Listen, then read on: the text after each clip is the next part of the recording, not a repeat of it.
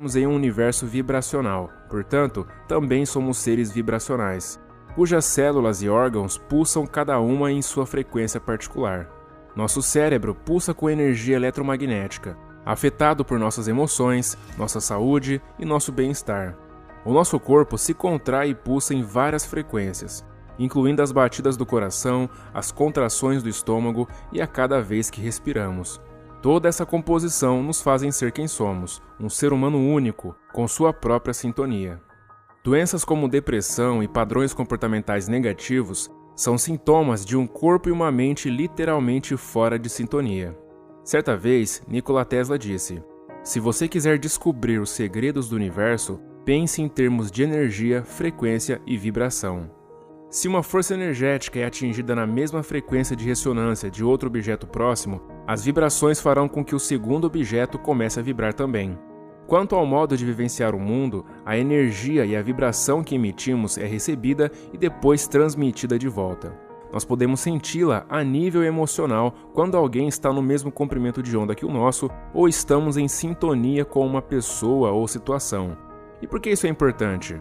Bom, se a sua vibração interior é de ansiedade, depressão ou raiva, essa experiência de vida poderá lhe trazer pessoas e situações que refletirão o mesmo de volta para você. Desse modo, o seu sentimento se intensifica e acaba criando uma experiência negativa e talvez até traumática. É como sintonizar em ondas de rádio diferentes. A frequência que você emitir irá determinar qual estação será escolhida. Portanto, se pudermos elevar e melhorar nossa vibração interna, podemos criar uma situação que reflita uma experiência de vida mais positiva. E o que fica claro nas pesquisas mais modernas é que o som pode no mínimo afetar a matéria, portanto, pode ser usado a nosso favor. No século XVIII, um cara chamado Ernest Ledney colocou a areia sobre uma placa de vidro e a fez vibrar com um arco de violino. E por incrível que pareça, essa vibração criou padrões simétricos muito bonitos e criativos na areia. Esse trabalho continuou com a invenção do CinemaScope, por John Reed, que utilizou uma camada de água sobre uma superfície para representar digitalmente a vibração do som. Dessa forma.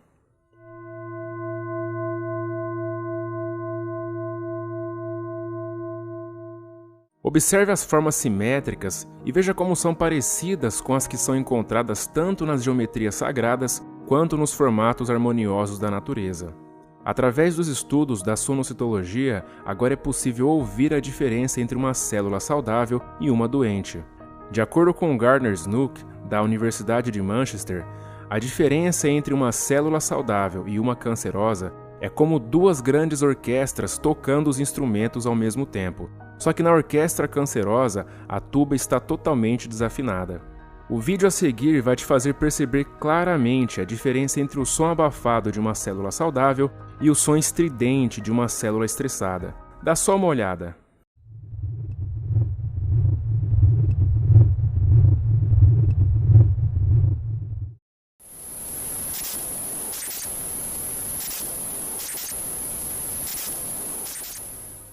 Os últimos experimentos usando a tecnologia de Microcymatics sugerem que o princípio do arrastamento, por meio do qual uma frequência mais poderosa faz com que uma mais fraca se sincronize com ela, é possível estimular uma membrana de uma célula em padrões coerentes e geométricos.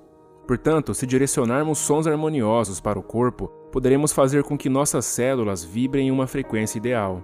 Mas nós não vibramos somente a nível celular.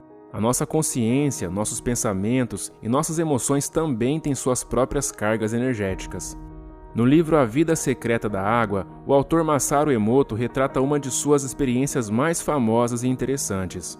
Ele separou a água em dois grupos. No primeiro, ele expôs a água a sons harmoniosos, pensamentos positivos e palavras de gratidão. Já no segundo, ele expôs a água a sons dissonantes, pensamentos ruins e xingamentos. Em seguida, ele as congelou e tirou fotografias dos cristais formados. O resultado foi que a água que tinha sido exposta aos sons harmoniosos, pensamentos positivos e palavras de gratidão formou incríveis cristais geométricos. Já a água que recebeu pensamentos ruins e xingamentos mal chegou a criar cristais, e os que se formavam eram totalmente deformados. Muitos filósofos e cientistas têm se perguntado de onde surge a nossa consciência e os nossos pensamentos. Alguns acreditam que a resposta está numa fonte divina, Já outros acreditam que está em alguma parte profunda do cérebro. Mas o fato é que as últimas pesquisas têm revelado que elas vêm da nossa resposta corporal e das vibrações quânticas encontradas em microtúbulos dentro dos neurônios. Portanto, quando colocamos pensamentos harmoniosos dentro do nosso cérebro, podemos mudar nossa percepção de mundo e transformar o caos em clareza e organização. A música tem o poder de causar fortes emoções, disso você já sabe. Afinal, todos nós escutamos algo que nos cause a emoção que estamos buscando. Mas o que você provavelmente não sabia é que a harmonia da quinta justa, presente na música barroca, é um dos arranjos mais curadores que existem, pois ela é expansiva e constante.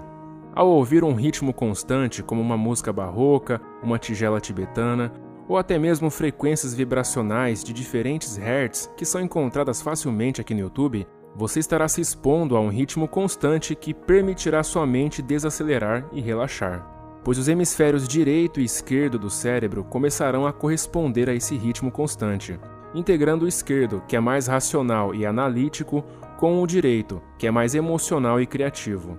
Dessa forma, o subconsciente e o inconsciente ficarão alinhados, aliviando a tensão de problemas não resolvidos e te fazendo vibrar com uma maior coerência e poder pessoal. Quando isso acontece, a vida começa a fluir, e aquilo que chamamos de acaso passa a acontecer em maiores quantidades. Albert Einstein dizia: "Não podemos resolver nossos problemas com o mesmo pensamento que usamos quando os criamos."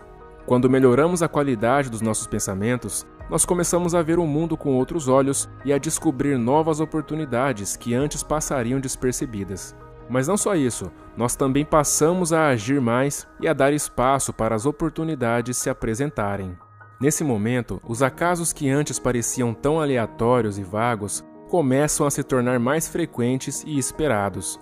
E isso porque, além de termos nos sincronizados em uma estação de rádio mais agradável, nós saímos da passividade e nos tornamos mais ativos para tomar decisões corajosas. Decisões estas que têm o potencial de transformar a nossa vida numa experiência extraordinária.